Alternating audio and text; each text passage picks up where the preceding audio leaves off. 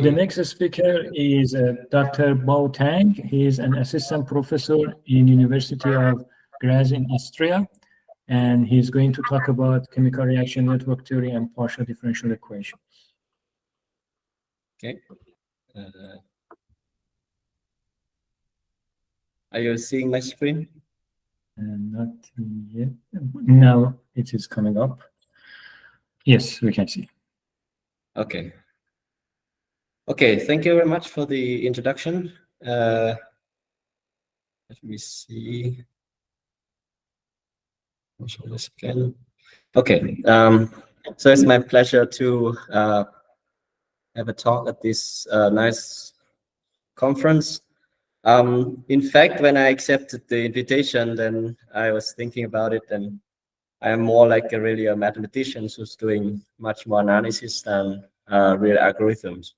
So my talk will naturally will be more mathematics, but I hope to convince you that the theoretical results will be useful to be applied to certain problems in some engineering aspect, and I promise at the end I will have at least one algorithm. Okay, so I slightly changed my title of the talk a little bit, just to make it clearer. So I will talk about the reaction-driven systems coming out of chemical reaction networks. More specifically, I talk about the conversion to equilibrium, and then I will talk about some applications of those theoretical results in molecular communications. So here's the outline. I will start with some systems that I'm looking at, and then I discuss the mathematical question of global existence, the first question we ask when we are given certain problems. And then the next part will be about the trend to equilibrium for these complex balance systems using the entropy method. And then afterwards will be the application in the molecular communication with this technique called equilibrium signaling. And finally, some conclusion and outlook. Okay, so what is the system that I'm looking at? So I consider basically a chemical reaction network. So luckily, I think very last part of the previous talk also mentioned, I think by Amir Hossein, about the application in chemical reaction networks. So here I consider a general chemical reaction networks with M chemicals, I denoted by S1 to Sn. And there are, in these systems, there are R reactions are happening in this sense. So alpha and beta here are the stoichiometric coefficient. It shows you how many molecules are needed in the reactants and how many molecules are produced in the products. So naturally, they are natural numbers, including 0. But for the, at least for the analysis I'm doing here, we can also easily consider them to be positive real numbers. No problem with that. And of course, we have reaction rate constants that are depending on certain parameters which is not considered in this one. So naturally, what we consider, we are interested in the evolution of these concentrations given the initial data. And usually, I mean, in the lab, for instance, usually people have these steering magnets that make everything spatially homogeneous. So you can just look at the time evolution of the concentration, assuming that it should be the same at every different positions. In biochemical reactions, especially in vivo, it's not easy to make everything homogeneous because of the heterogeneity of the system. So one has to take into account this spatial heterogeneity. And for that one, usually the chemicals or the biochemicals are diffusing through the mediums. Therefore, we have to consider also not only the reactions, but also the diffusion. And that results in this, I call the chemical reaction system, where the diffusion is taken to be as simple as possible. We have no cross diffusion. Of course, the diffusion rate is species dependent, but diffusion is following basically the second law of Fick for diffusion that we have is represented by the Laplacian of a function. If you're not familiar with this notation, think of it as just a second derivative in the spatial position. And then the reactions, all the reactions are written basically in this one. You see here the contribution of the reaction rate constant You see here the contribution of the stoichiometric coefficients, the number of molecules, and you see here basically the all the reaction rates that are computed using the law of mass action. So as I wrote here. And of course, so you have a system of partial differential equations. Here, I assume everything happens in a domain. You think of it like a domain in 2 dimensions, or maybe a volume in 3 dimensions. And we have to account also the boundary conditions, which I assume to be Neumann boundary condition. It basically means that the system is completely closed, so there is nothing going out and nothing going in. And you also consider the initial data. Okay, so let's take a very particular system just to illustrate what does it look like, because the previous one is quite abstract. So this is my favorite one, the esterification reaction. It has several features that is interesting. Basically, if you apply the previous general structure here, I mean, this is general formulation to this system, then you have basically these 4 equations of 4 unknown functions, u1, u2, u3 to u4. The diffusion is here, blue, and the reaction here are in red. The interesting thing about this is the reversible reaction. That means that you have also the forward reaction as well as the backward reaction with different rates.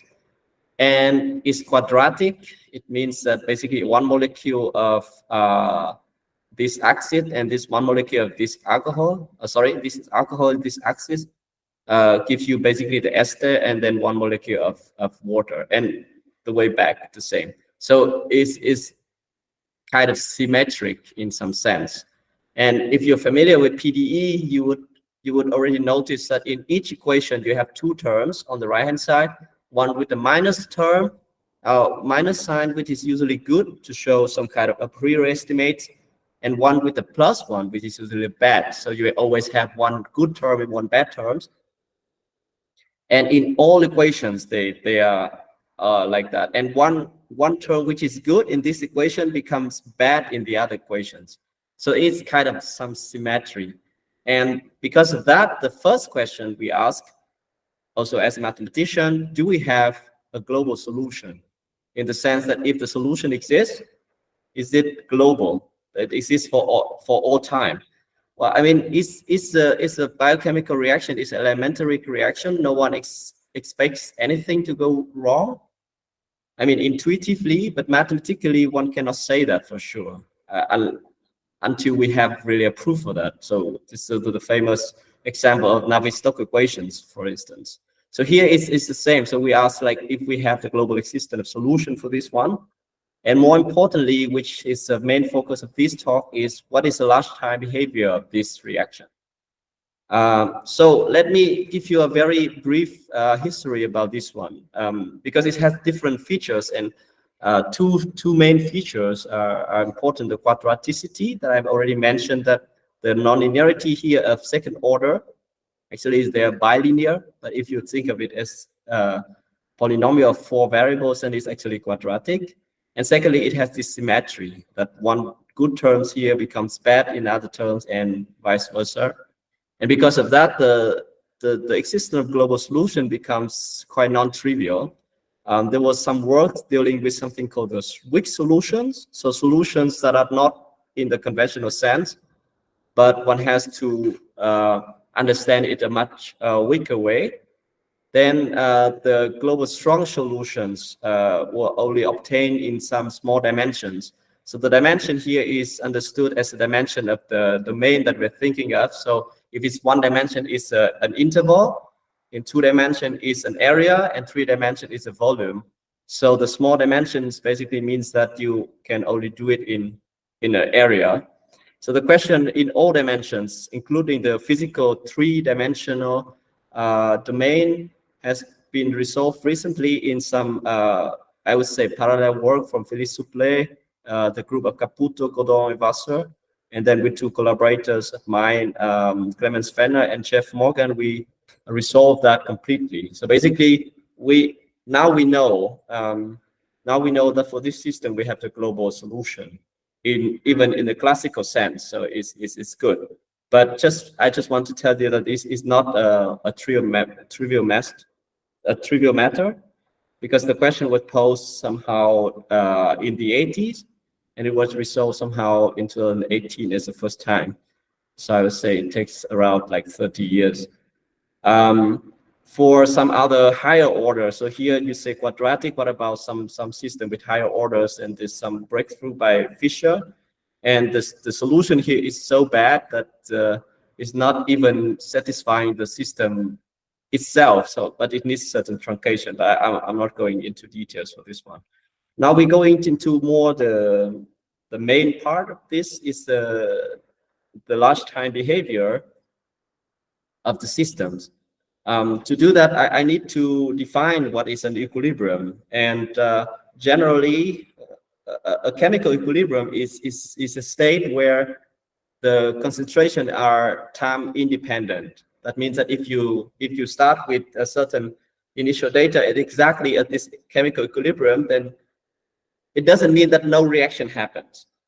It doesn't mean the reaction do not happen. It only means that the forward reaction and the backward reaction are basically the same. So it makes the concentration stay the same. So for any unit of chemicals that be consumed in the reaction, is being produced at the same time, the same amount. So if you look at it in a small time step, you don't see the change in concentration, because the production and the consumption are basically balanced. And there are different concepts for this one. The more familiar is the detail balance, which I'm not saying here, but it basically means that any forward and backward reaction are balanced. The more general concept is a complex balance equilibrium. So for people who are familiar with chemical reaction networks, and it has become like a very familiar thing. For those who are not familiar, then please, you don't have to worry about this one. This equality basically just means that if you take any complex in the reactions, it means that either is a product or a reactant. Then you look at that and you take all the outflow. That means that you take all the reactions that this complex is a reactant.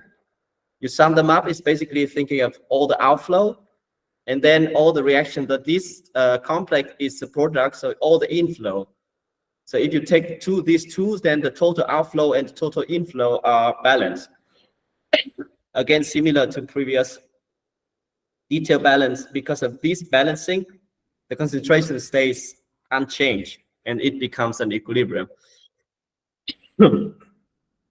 So these systems has been considered for a long time, since I'd say the 70s, by people working at chemical reaction networks.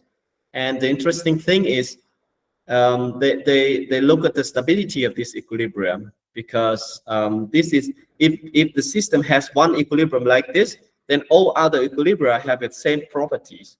So it's a nice feature of the system. And people look at the stability of this. So the local stability has been obtained already like 40 years ago.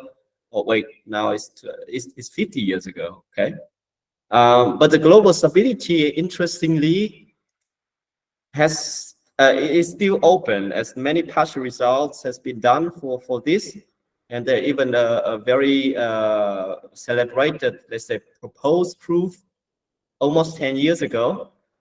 For this one, this global stability is called the global attractor conjecture. Basically, it says that this complex equilibrium is globally attracting everything. So locally, yes, but globally it's still unclear. And its name is the global attractor conjecture. And some seniors in this one told me that it's like one of the holy grail of the community. And all of this, I would emphasize that it has been done mostly for the OD settings, in the sense that there is no diffusion here. So you forget about this term, and then the concentration depending only on time. Now for the PD setting, you could imagine that, okay, the global stability for PD setting is even more problematic, it's more challenging. So I'm not claiming that I'm proving this conjecture in this talk, but I'm going to show you some progresses we have made for this one. And so to do this, maybe let me just recall some effort before looking at these kind of problems. So already starting from the 90s, there are a group from Vias Berlin trying to tackle this one. And at that time, the question of global existence is far from being understood. So there are a lot of assumptions. So the results by then were very conditional, in the sense that they have to assume a lot of additional conditions. There's an effort by Laurent de Villette and Clemens Fenner since the 2000s trying to make everything more rigorous without assuming additional assumptions. And there are also some stochastic approach and also some general approaches recently. And the common thing about this is usually they have to deal with low dimensions, like 1 and 2 dimensions. They usually give qualitative results. It means that you get some kind of convergence, but you don't know how fast does it converge. And I'm going to tell you later why is it important to know how fast it converges. And if you know some quantitative, then they are mostly special system, like a very special system, but they're not the general chemical, not the general complex valence systems. So our goal is basically trying to improve this one in several perspectives. The first one is we try to do this in all dimensions. We try to make it work so that we don't have to assume any smoothness of the solution except for the one that they are actually needed to define the solution. So the minimal assumption. And more importantly, we have this explicitly computable rate of convergence, which is important for the application later on. And our tool is an entropy method, which for me is still one of the most beautiful method I've seen, not only because it's powerful, but it's at the same time it's so elegant. So let me give you just one page of that, and you see already the idea. So generally you have an evolution of this form. You have the time derivative, and you have this flow. You have some equilibrium, and you ask, does the solution converge to this equilibrium as time goes to infinity? Okay, so the very common question. And then to do that, usually you consider something called the relative entropy, which can be some physical entropy, or it could be some mathematical entropy. And you look at the entropy dissipation. I have to say something here, that if you are from physics and you know the second law of thermodynamics, you know the entropy never dissipates; it only produces, right? The why here we have this entropy dissipation, because the mathematical entropy we take here is the minus sign of the physical entropy. And the entropy dissipation basically means that the physical entropy is increasing. So there is no contradiction with the second law of thermodynamics. But we call it this way because we are familiar with Lyapunov function, which is decreasing. So that's why we keep it that way. And we look at this entropy dissipation, which is basically just the minus time derivative of the relative entropy. And to really get the conversion to equilibrium, what you want to do usually is a comparison between this entropy dissipation and this relative entropy, which we call the entropy dissipation inequality. It could have many different forms. One of them is the easiest way is the linear inequality. So the entropy dissipation is bigger than a constant times the relative entropy. And if you have this, then everything is perfectly good, because now you have this time derivative is minus of the entropy dissipation, which is smaller than minus lambda times the relative entropy because of this inequality. And once you have this relation between the relative entropy and is the time derivative of the relative entropy and the relative entropy itself, you can use the Grunberg inequality to get this decay exponentially. And of course, you see that if this lambda is known, you can estimate it in this inequality, then you know how it converges. And then, of course, here you have the convergence of a relative entropy, and then you transform it into the conversion of the solution itself by this kind of César-Kuhnbeck-Pinsker inequality. Okay, so finally, what you get is this convergence to equilibrium with this rate lambda.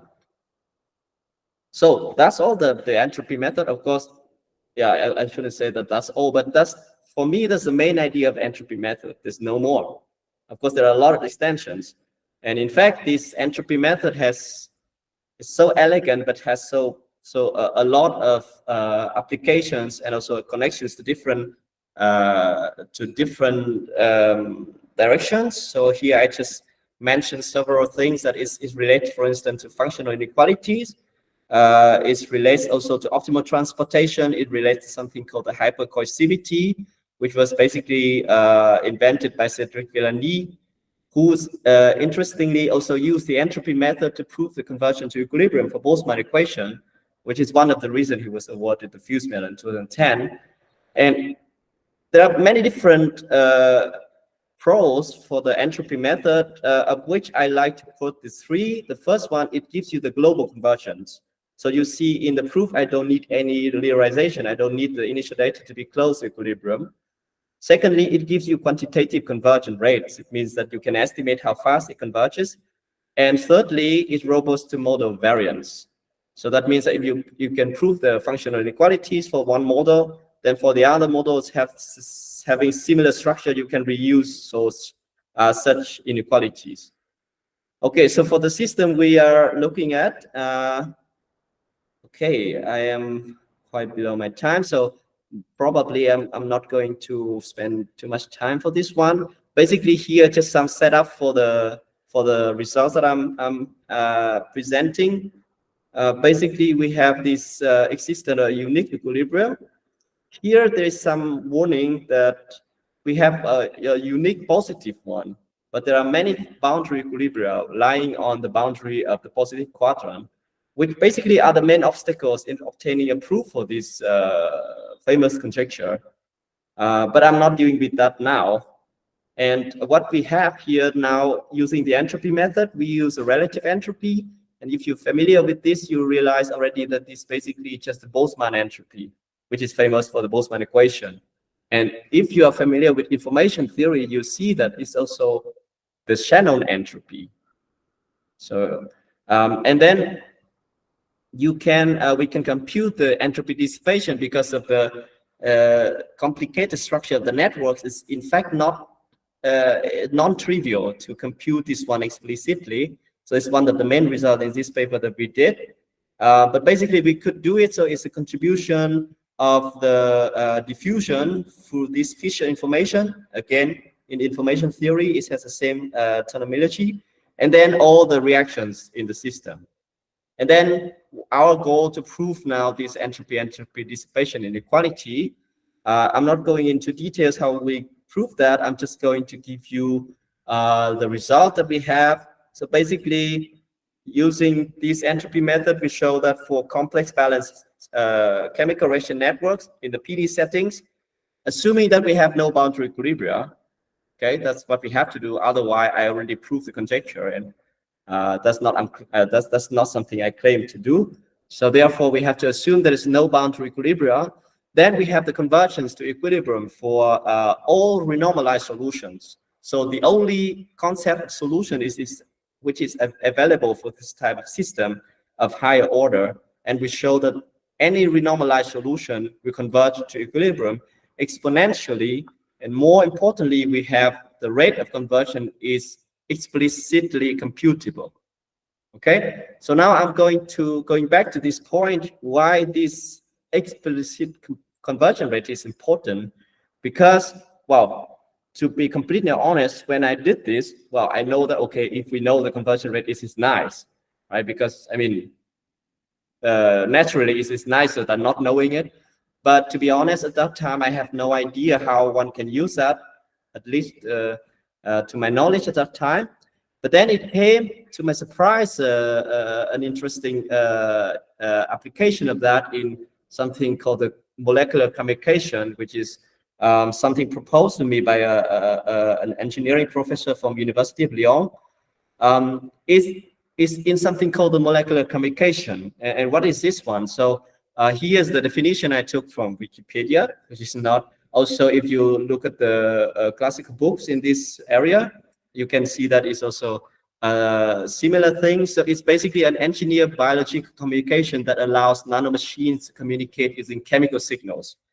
So it's something kind of futuristic scenarios when you have thousands of nanorobots that are communicating in some biochemical channels.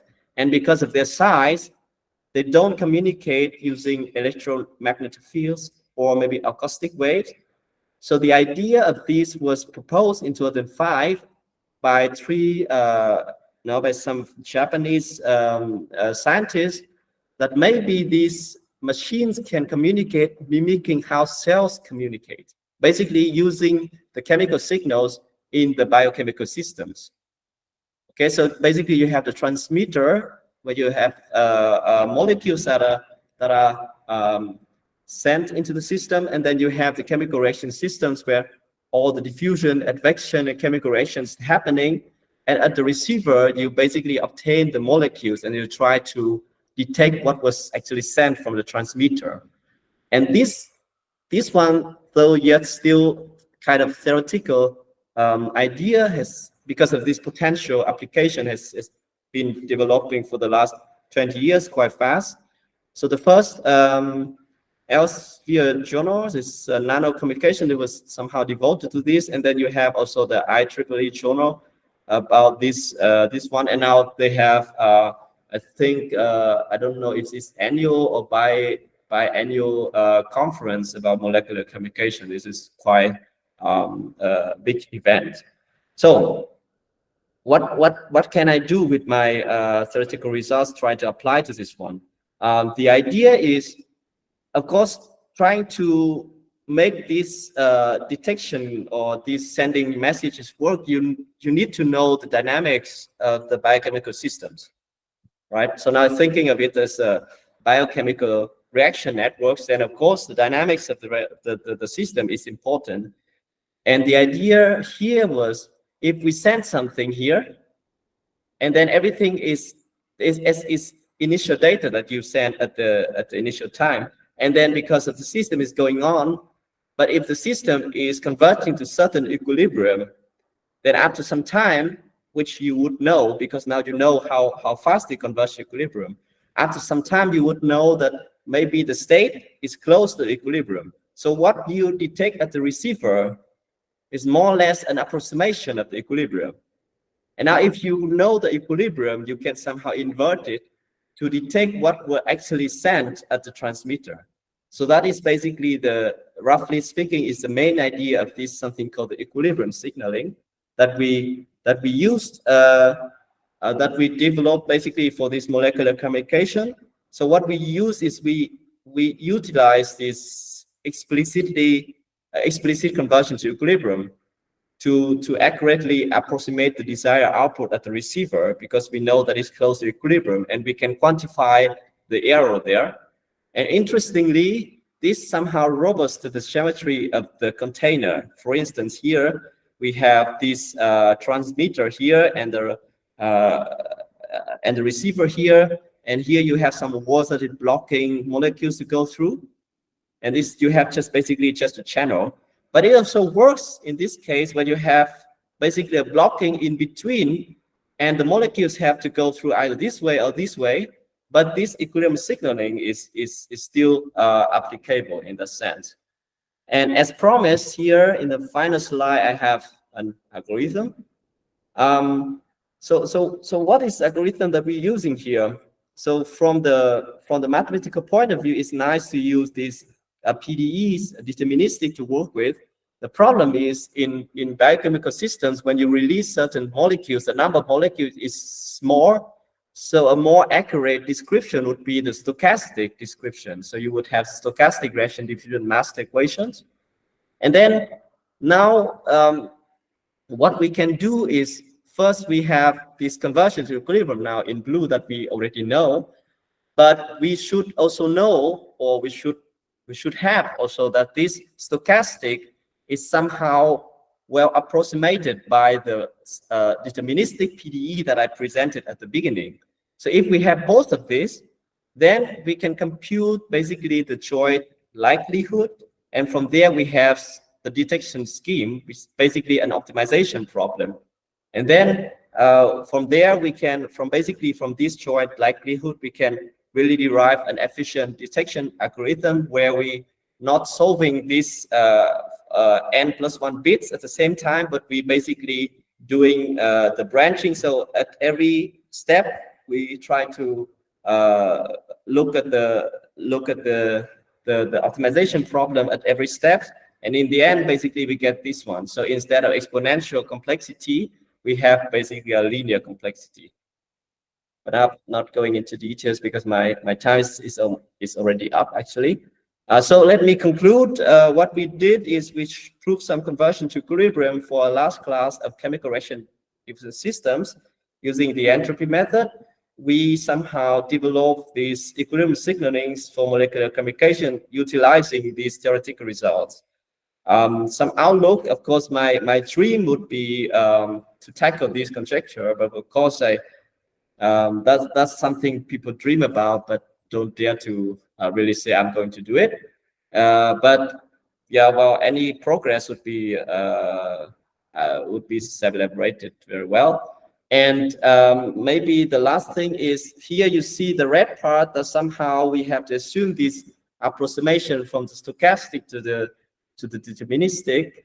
And of course, that would be nice to have this one also becomes blue. That means we have this approximation is rigorous, which we have done for some special system, but the general case is still open. And the idea there is to provide really a mathematical foundation for the detection rules, for instance, like the equilibrium signaling, where we make both of these blue. And that's all for my presentation. Thank you very much for your attention. Okay, thank you, Dr. Tang, for the presentation. If there is 1-2 quick questions, we can have it before going to the next speaker. Anyone has any question? Teresa?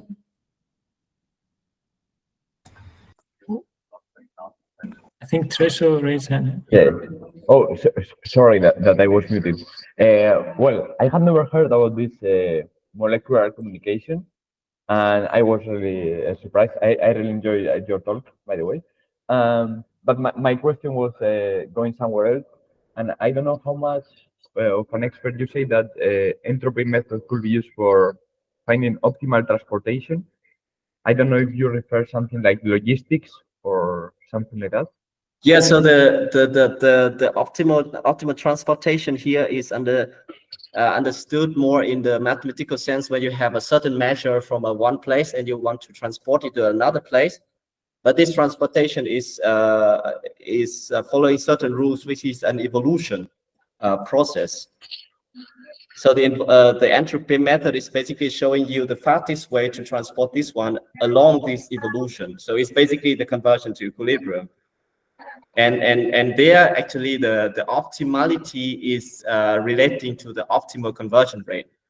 So the maybe I go back to this slide here. If this constant lambda is the best constant I could have, then basically it shows you the fastest way to go to the equilibrium. So it's one way of understanding it. Of course, the theory of optimal transportation is much more larger. Here, I just want to point out there's a connection. I myself don't work on optimal transportation, so I can't say much more. But at least from that's what I understood. Yeah, understand. Yes, if you can share some paper on the matter that you know that is good. I don't know if that's yeah. Of course. Maybe you can. In the I don't chat. know. Now in the chat you can. Now at the moment. Later. Okay. Yeah. Okay. Yeah, I wanted to say thank you so much for your talk. I really enjoyed it. Thank you for your kind words. I think there was another question. Read the question in the chat. Yes. Yeah. Okay. Wait. Let me see. Where's the chat? Can chemical reaction be a direct study of metabolic interaction with? Yeah. So. Yes. So of course the metabolic or the signaling pathway is also a biochemical reaction networks. If that reaction network has this complex balance equilibrium or complex balancing structure, then yes. But at least from what I know, I don't work also on metabolic systems, but I talked to some colleagues who was doing that. Mostly they say that the structure there is so complicated that it's not having this structure at all. So the behavior there can only be looked at locally. That means that there are so many different equilibria. There are also a lot of bifurcations. So a global convergence is basically impossible. But local structure can be looked at. That can be done.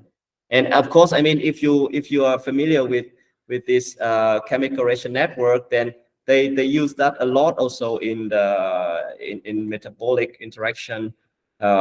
Maybe let me take this opportunity to very quickly to how to say, advertise. There is a series of online seminar about okay, I have to look for that later, about chemical reaction network, and you can see there that people using chemical reaction networks for biochemical systems so much. So it's from the OD point of view, is much larger than the conversion to equilibrium that I had here. But thanks for the question.